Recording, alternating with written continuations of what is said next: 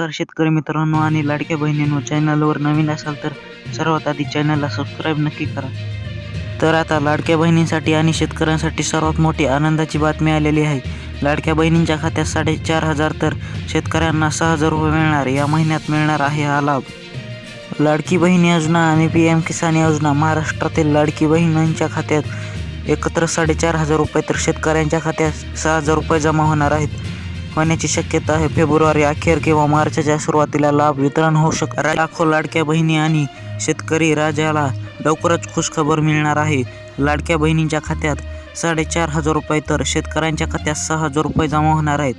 खटाखट जमा होणार आहेत. याबाबतची नवीन अपडेट समोर आलेली आहे. मिळालेल्या माहितीनुसार फेब्रुवारीच्या अखेरीस किंवा मार्चच्या पहिल्या आठवड्यात लाडक्या बहिणींना एकत्र 3 हप्त्यांचे पैसे मिळू शकतात, तर शेतकऱ्यांना 2 हप्ते एकत्र मिळतील असे सांगण्यात येत आहे.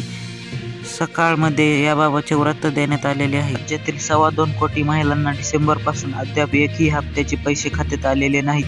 दुसरीकडे सन्मान निधी योजनेचा लाभ घेणारे राज्यातील 93 लाख शेतकरी ही 8व्या आणि 9व्या हप्त्याची वाट पाहत आहेत. लाडकी आणि सन्मान निधी योजनेचा लाभ देण्यासाठी सरकारला 14,000 कोटी रुपयाची आवश्यकता आहे, पण याबाबत अर्थ खात्याकडून अद्याप निधी मंजूर झालेला नाही. मंत्रालयातील विश्वासू सूत्रांनी दिलेल्या माहितीनुसार शेतकऱ्यांना 6,000 तर लाडक्या बहिणींना 4,500 रुपये एकत्र मिळू शकतात.